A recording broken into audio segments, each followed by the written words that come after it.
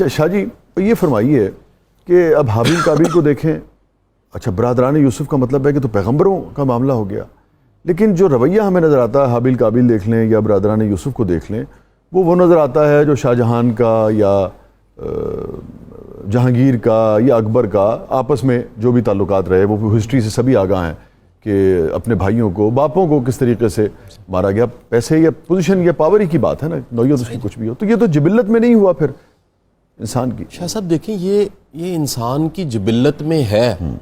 میں اکثر یہ بات ان پروگرامز میں کوٹ کرتا رہا کہ وہ چیز جو جبلت میں ہے اور اسے مینیج کرنا پڑتا ہے، اس کو مینیج کرنے کا ہی ثواب ہے. ٹھیک ہے، یعنی کہ ایک چیز ٹیڑھی ہے، اس کو جو سیدھا کرنا ہے اس کا آپ کو اجر اور ثواب مل رہا ہوتا ہے.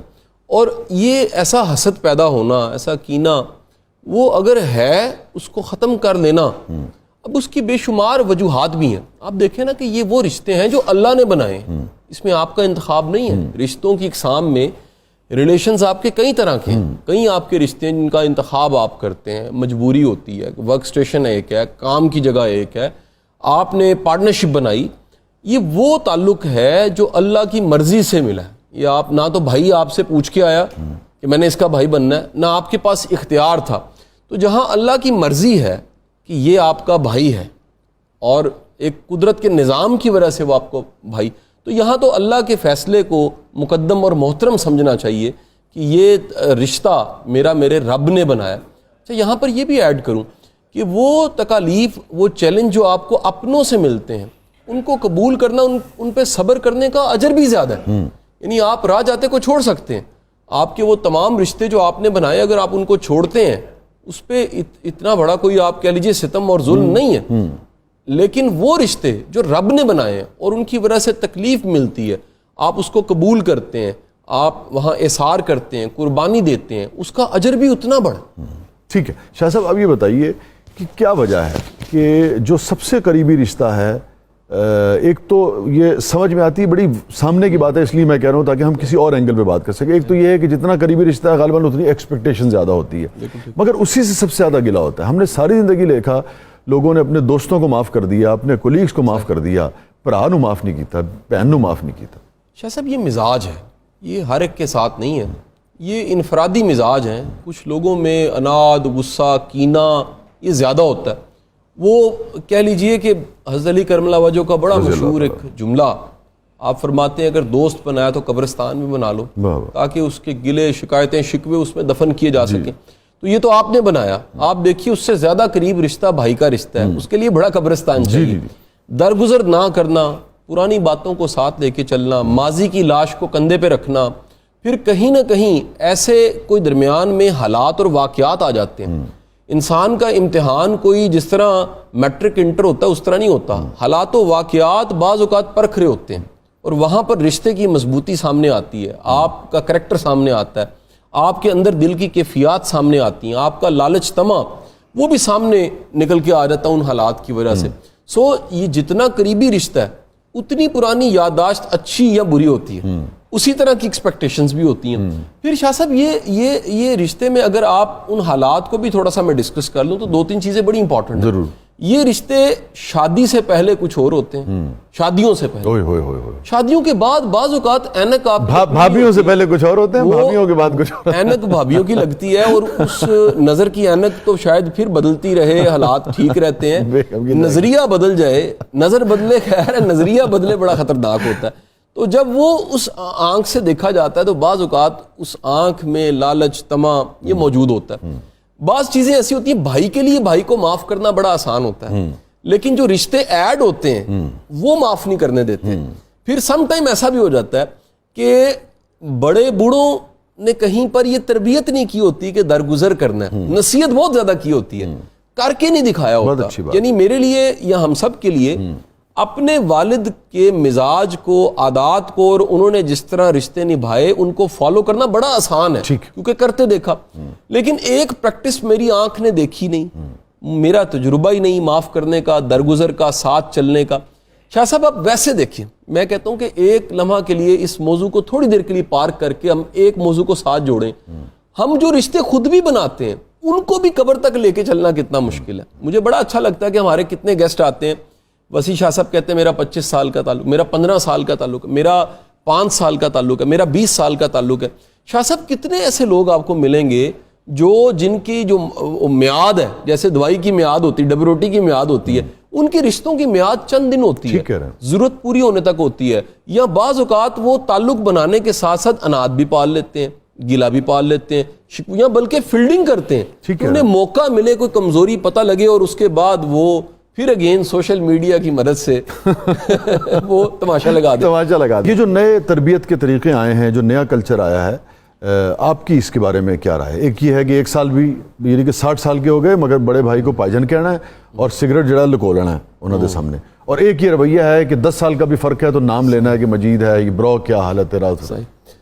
شاہ صاحب میرا خیال یہ ہے کہ یہ جو حیاداری کے القاب ہیں یہ بڑے خوبصورت ہیں، یہ رشتوں کو اچھا بناتے ہیں. واہ واہ. میں امجد صاحب ایک گھر گیا، دعوت تھی، تو اس گھر میں جو گھر والی تھی ہماری بھابھی، وہ میرے دوست کو صاحب کہتی تھی.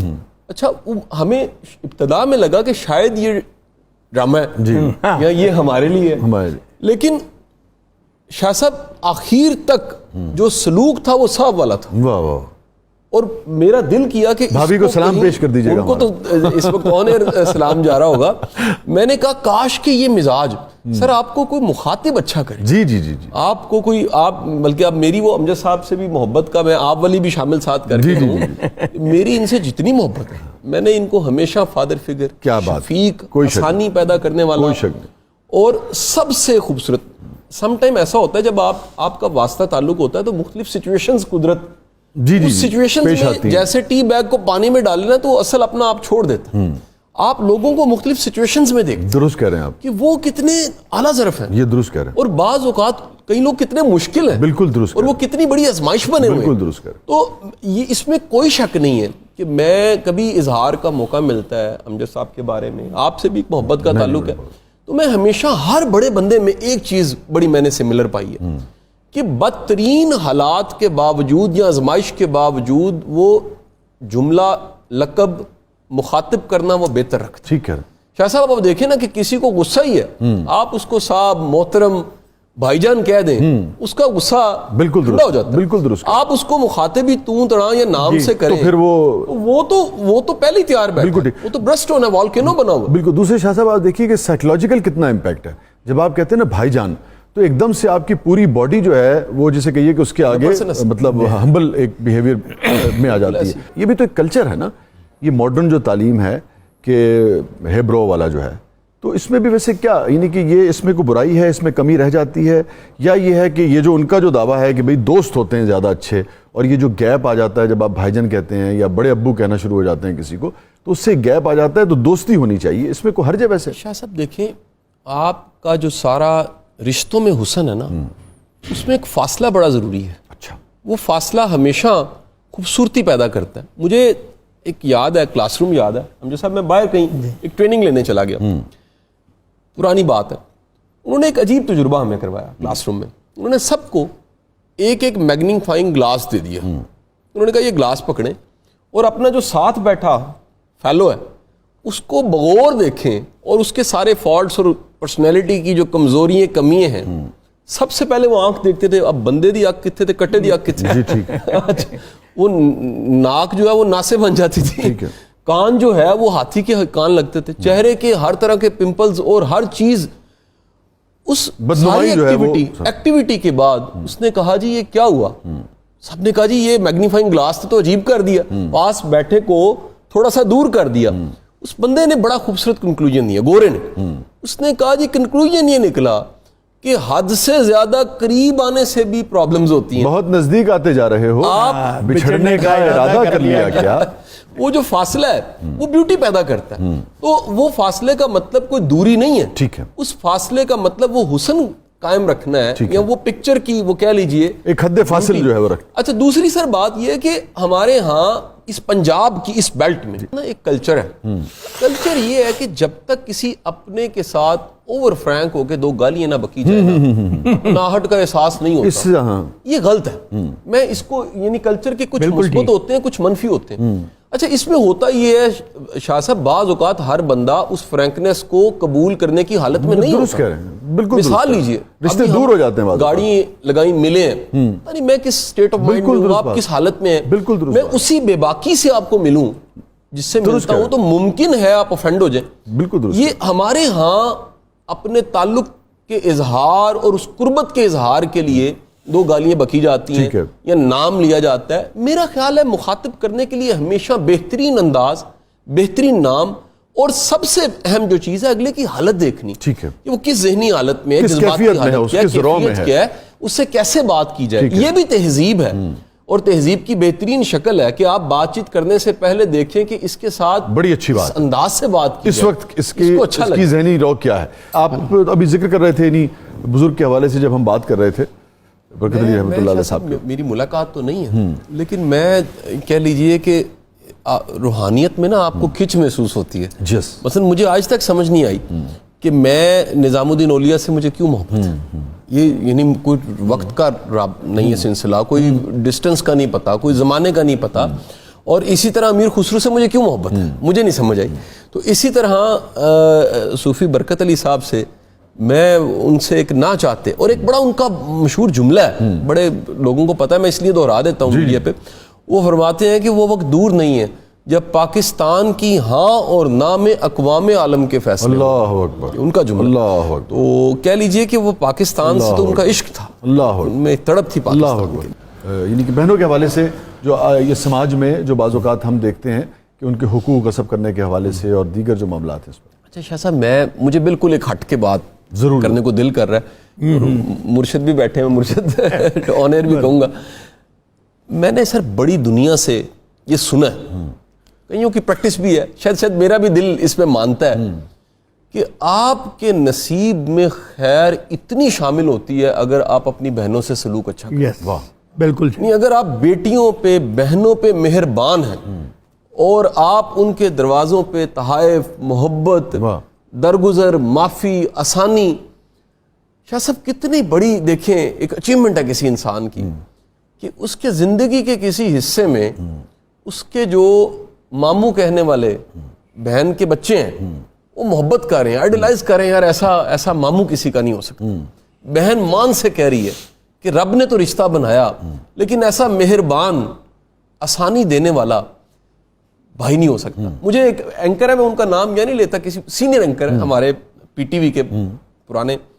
ایک دفعہ میں نے ان سے بیٹھے، وہ ہم ادیبوں والی ایک بات کر گیا. میں نے کہا جی آپ کو کبھی محبت نہیں ہوئی؟ چپ ہو گئے. پھر دوبارہ میں نے کہا، انہوں نے کہا شاہ صاحب مینوں گل سمجھ آ گئی کہ جس دن میں مرنا پٹنا پینا نہیں ہے، اللہ اکبر، رونا میریاں تیاں نہیں ہیں.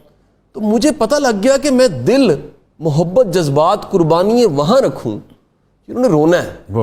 تو یہ بڑی خوش نصیبی ہوتی ہے کہ بندہ ان رشتوں کو قربانی سے نبھانا شروع کر دے اور ان کے لیے سیکریفائز کرنا شروع کر دے. اور اس میں کوئی شک نہیں ہے کہ عدالتوں میں جائیے، یہ ہم کئی بار بات کر چکے ہیں، ستم کی انتہا دیکھیے. آپ کے پاس بڑے کیسز ایسے ملیں گے جس میں بھائی ہے وہ الٹا ہوا پڑا ہے، حق نہیں دے رہا، وہ عدالتوں میں جانا پڑ رہا ہے، پیشیاں. اور یہ بھی بتا دوں آپ کے کہ جو عدالتی نظام ہے بالخصوص پراپرٹی کے حوالے سے بڑا سلو ہے، وہ جلدی نتیجہ نہیں دیتا. اب جو نئے قوانین بنائے ہیں اس میں تو میرے خیال میں کچھ سر وہ ہے، لیکن آپ کا سسٹم ٹھیک بہت تھوڑا سا فرق، سسٹم آپ کا ٹھیک نہیں ہے. وہ سسٹم آپ وکیل سے لے کے عدالت نظام اتنا خوفناک ہے. یہ اس کو کیسے آپ دیکھتے ہیں سماج میں؟ چونکہ جوڈیشری سے بھی آپ کا رابطہ رہا، سماج پہ بھی آپ کی گہری نظر ہے. وہی بھائی جو تسی اکھ چک کے اگر دیکھ لو تو کہنا میں تانوں کو دیاں گا کہ میری پینل تو نظر کیویں پائی ہے، ٹھیک ہے. اور ابتدا کے دنوں میں بھی بہنوئی کی جرت نہیں ہے کہ وہ بہن کو تنگ کر دے. مگر وقت کے ساتھ ساتھ بالکل ہی وہی بھائی جو ہے وہ اپنی بہن کو حصے کے لیے مارنے پہ آ جاتا ہے. تو یہ ایک دم سے دل پتھر کا کیوں ہو جاتا ہے؟ شاہ صاحب دیکھیں، دین نا، مفتی صاحب یقیناً بڑی اچھی بات چیت اس پہ کرتے ہیں کہ دین ایک مکمل دین ہے. ہم دین کی وہ چیزیں جو ہمیں سمجھ آتی ہیں یا ہمیں ہماری فیور میں ہیں اس کو فالو کر لیتے ہیں. وراثت میں حصہ دینا، میری کم از کم ہوش و حواس میں جتنے زندگی میں جمعے کے خطبے میں نے سنے آج تک اس پہ میں نے نصیحت نہیں سنی. یہ بڑی میں معافی کے ساتھ بات کہہ رہا ہوں. میڈیا پہ تو ہم بات کرتے ہیں لیکن آپ بڑا کم سنیں گے ایسے علماء کو اور ایسے محراب و لوگوں ممبر سے کو ان کا کہنا ہے کہ جہاں بڑا کم ہے. کم ہے. میں شاہ صاحب سے اتفاق ایگری کرتے ہیں. زمانہ طالب علمی میں آج بھی ہم اپنی زندگی میں وہ کام جو ہم نے کیے جن سے انسپائر تھے نا ان کی نصیحت پہ کیے. ٹھیک ہے. تو اگر زمانہ طالب علمی میں اور بالخصوص نصاب میں تھوڑا سا حصہ اس کا بھی شامل کیا بالکل جائے درست کہہ رہے ہیں آپ. جہاں ہم اسلامیات بالکل بی اے تک جی، پڑھا رہے ہیں, جی، جی، جی. ہم میڈیکل میں پڑھا رہے ہیں, انجینئرنگ کی ڈگری میں ایک جملہ ہی ہے نا کہ بہنوں کا حق دینا جو ہے وہ آپ اگر اس کو باقاعدہ نصاب میں شامل کریں. پھر سر دوسرا اسٹیٹ کے قوانین ایکٹیو ہونے چاہیے. بالکل درست اس میں کوئی دوسری رائے نہیں ہے کہ اگر خدا نہ خواستہ اس طرح کا مسئلہ کسی بہن کو درپیش ہے اور اس کو نتیجہ نہیں ملتا, ایک نسل لگ جاتی ہے پوری عدالتوں میں کھجل ہوتے ہوتے, اور وہ نظام سارا جو ہے اس کو پیس کے رکھ دیتا ہے. اگر چند اچھی مثالیں بنیں اور قوانین مضبوط ہو جائیں تو یہ مسئلہ بڑا بہترین طریقے سے حل